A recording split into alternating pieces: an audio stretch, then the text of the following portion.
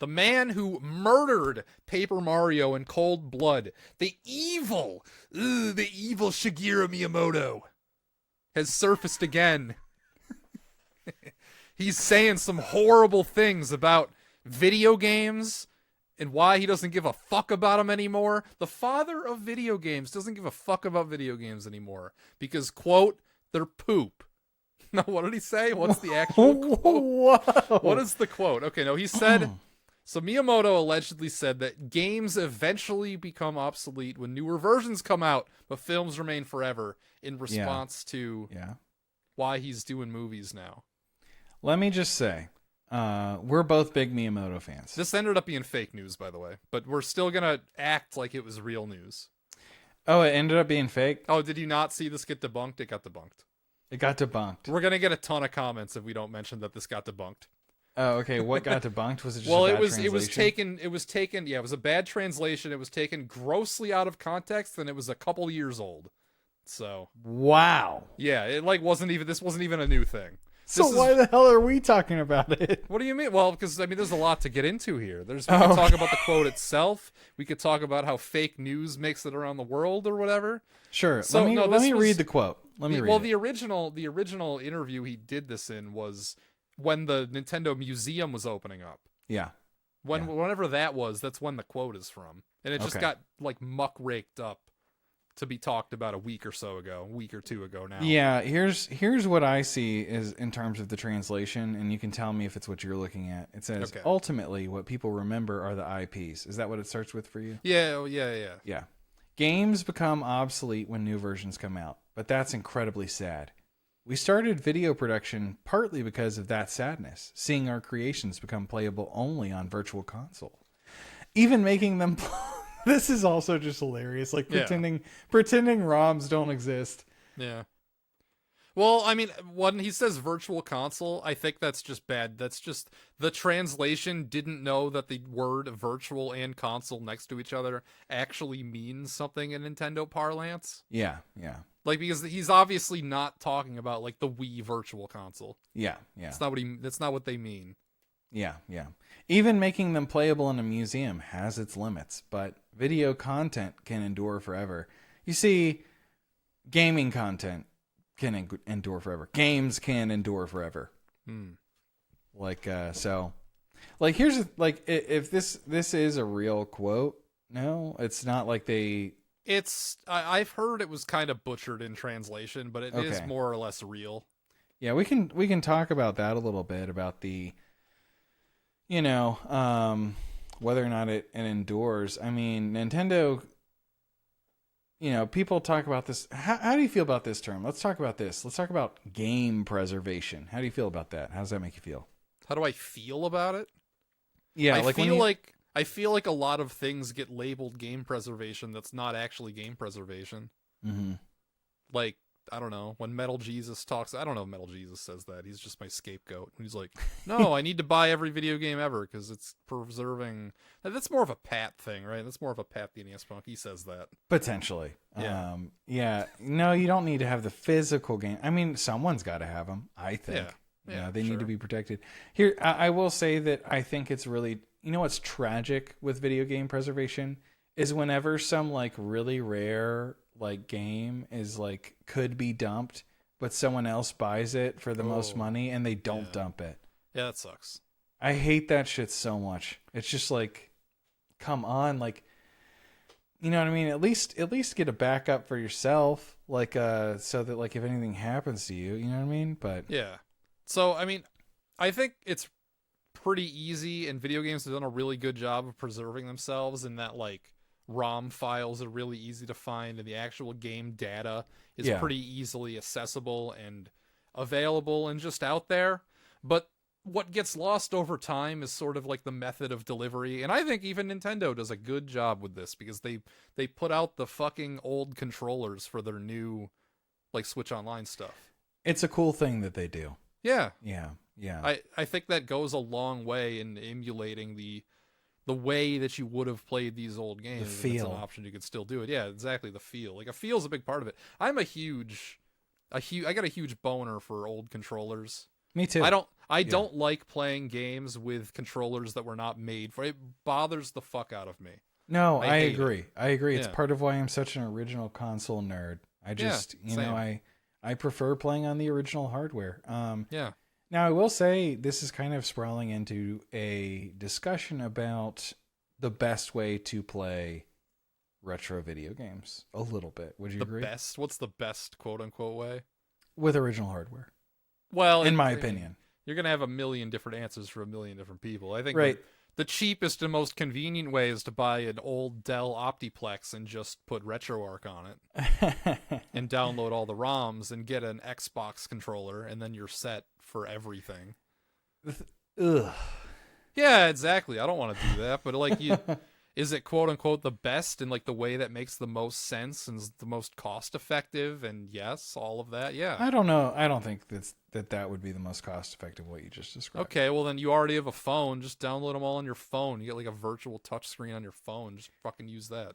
That sucks so hard. Yeah. That You ever see? It's not optimal to do something that sucks. You ever see? It's not cost effective. You ever see people post pictures of that set up on Reddit? Like, hey, I'm playing this game. What do I do? And it's a picture of their fucking phone. Yeah. Get real. Yeah. It's just like the touchscreen overlay. Like, ooh, look at me. I remember a long time ago, I saw Choops tweeted a guy basically about that exact thing where like he was talking like when iPhones got emulators because they didn't have them for a long time. He was like, here's some cool DS games and other kind of things you could try and play on an iPhone, like something to make a little use of, the touch control. Yeah. And some guy was like, you can just get a Bluetooth controller. And he was just like, awesome gaming setup you've got there, bro. Like that thing, that's awesome. Like just pretending, Yeah, I thought that was funny. I butchered that whole interaction, but I think I love original consoles. Like I can reach and grab off my console shelf a Master System and just fucking have it, and I could play it if I wanted to. Yeah. Like I mean, I got them just fucking. I got a million old consoles. I love them. See them in they my videos. They feel so different. They're really. It's indescribable. It's like magic. I didn't have to play Fire Emblem Thracia 776 on a Super Nintendo. I could have played that on anything else, but I didn't. You see, I'll say this. When it comes to, like, if you're going to emulate a game in an unoptimal way, like on your phone or something, it might as well be an RPG. Something that's not action-oriented, something that doesn't require, like, precise timing. It's still best to not, but, Agreed. I think, original hardware is my favorite. And I think original hardware that's modded, or I think that's probably the best possible way. Like if we're talking about what's the best way, I think if we're talking just emulation box, you have a few different flavors you can go with. I think that I'm very attracted to the FPGA model, whether that be the Mister Project or buying individual systems so you can actually play the games on. But at that point, here's the thing about analog. It's so expensive that you might as well just play on original hardware. It's so expensive, you might as well just get the original hardware and mod it. Yeah. I mean, it can be a little cumbersome. Like, they do offer some conveniences with the Mister. Like, on your Super Nintendo Mister, you can earn whatever. It's not a Mister, that's an analog. It's all the same shit to me. I don't know what the difference is. Yeah. So, in your analog Super Nintendo, like, you got a bunch of cool features on there, and you can just load it up with ROMs, right? Yes, you can. So that's part of it's jailbroken that way. So, like, it's nice to have both, but if you have an EverDrive, you can do that on your system anyway. Which is what that's my setup, is I have an actual Super Nintendo and an EverDrive. And I own two EverDrives, It's not like that's, like, cheap, because the EverDrive is, what, $200 fucking bucks for the Super Nintendo one? It's ridiculous. No, it's not cheap, but these analog official products are like... They're like $300 plus like $50 shipping. And they get scalped because they always sell out. Exactly. And like good luck finding it at retail. So exactly. The benefit is you can play the actual cartridge, but if you're only interested, if you're just going to play ROMs anyway, you might as well just get a Mister, because that's going to cover endless amount of arcade systems and other systems, and the cores just keep getting better and better and more accurate, and the input latency situation is amazing. So that's the other thing you got to think about with those things, is like the latency. Like, these older games are unforgiving. We're just talking about this, like, no, the video content can endure forever, and in fact, I think it keeps getting better and better. Or sorry, not video, game content. I think playing old games now is like, it's easy. It's easy and it's amazing. Yeah. And there's so many options depending on your preference. There's a million ways to play these old games. So talking about them we're talking about this debunked quote. I don't even know what this segment is. Yeah, it really just kind of went on to its own thing. We're not even talking about Miyamoto anymore. I thought we were going to go in the direction of bashing him for killing Paper Mario. That's why I let off with that. He saw what Paper Mario was cooking, and he smashed the beta tapes with a hammer. You think the comment section of the latest Kirby Air Riders Direct gets to Miyamoto a little bit? Like, he's looking at all these people calling Sakurai the greatest to ever do it. Oh, I was gonna go. Actually, Miyamoto fucking hates Sakurai, and he wants the Miyamoto's typing the hate comments. Oh, Miyamoto's hating on him in the live chat, not even in the comments. Like during the direct, he's heckling. I didn't see a single negative comment, by the way. That's part of why I went to Newest. When I was looking at those comments, when I went to Newest, I was like, does anyone have a single negative thing to say? Even half negative? Nope. No. 100% glaze. Also, why would you go to that to hate on it? But Jason, then again, it's every single video has haters. Full of haters. Every single other Nintendo thing is getting hate on for how much money it is, and this is like none of that. And it's real expensive for what it is. Yeah. It's more expensive for what it is than Mario Kart World or Donkey Kong Bonanza. And it comes with more extras and amiibos than those games. And those amiibos are more expensive. Do you know why we had Kirby Air Rides when I was a kid? Because it was $20. And Mario Kart was $50. That's why we had Kirby, because it was less than half the price of Mario Kart. And that is it. Period. End of thought, end of statement. Damn. That's it. We went to Toys R Us. I had birthday money. I had not enough to buy Mario Kart, but I had enough to buy Kirby. Kirby Air Ride. That's just as good, right? Well, no, it really wasn't. But even as a kid, I knew it wasn't as good. Like, rather be playing Mario Kart right now. This is what I got. Boy, Double Dash sure looks fun. I like the idea of playing with two people in one cart. I don't even think I knew about that. I just knew that there was a Mario Kart on GameCube, and instead I was playing Kirby Air Ride, which, I had squeezed some fun out of, but it was never like a favorite game. So. Yeah. Solid 61 on Metacritic. That's brutal. I can't believe it's that low, actually. Those game reviewers... Let me fact check myself. They were brutal of that game, if that's true. I mean, I believe it. Like, I can see IGN giving this game a 5 out of 10, because it is that kind of game, and I think they might have been a little more brutal back then, but... 61. Yeah. I think it's really not fair to compare, because the ratings don't go that low anymore. Nintendo Power was its highest review, which isn't a good sign. What did Nintendo Power give it? 84. Oh, okay. Well, that would have been it would have been 8.4 because they did decimals like that, but I don't know, whatever. It's G4 TV gave it a 60. IGN gave it a 52. Yeah, it sounds about right. Oh, here we go. Ooh, here we go. Two respected outlets from back then. One Up gave it a 40. Jeremy Parrish himself review that? That's what I'm checking right now. Please tell me Jeremy Parrish gave this a 40. Oh, it's just a game that doesn't have a lot of substance to it. It's like, where's the meat? I can't find the 1UP review because it just links to IGN because I think they bought them. And, so When Miyamoto was talking about how games are poopy and films are good, he meant specifically Kirby. He meant that the Kirby TV show is awesome and the Kirby games suck and they don't last ever. That's why they need to make so many of them, because they're so forgettable. Everybody would just forget about Kirby if they're not constantly pumping these games out. Because none of them have any lasting appeal. Okay, I'm going to a Wayback Machine. You're looking this up? You're doing the research? Yeah. All right. We've got a screenshot from 2005. Let's see. What would the chances be? I guess it's probably not, but it'd be really funny if it was. Oh, it's not displaying properly. Well, we don't even have like a buy name. Got nothing? Nope, I just see Top Games, SOCOM 3, GTA Liberty City, Shadow of the Colossus, Halo 2, Age of Empires 3. Okay, let me try an earlier screenshot.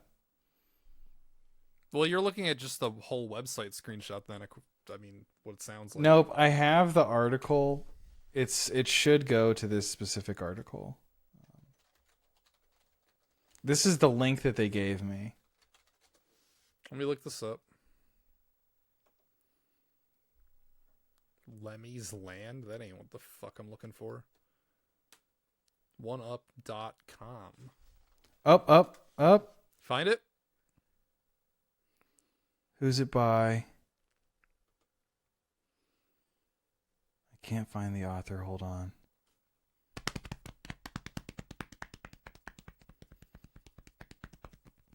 By Ravi Well, not who we're looking for.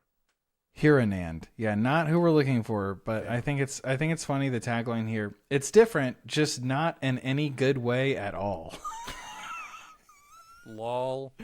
Kirby Air Ride occupies an awkward position in Nintendo's lineup, coming between futuristic hover racer F-Zero GX and the alpha male of the mascot kart racing genre, Mario Kart Double Dash.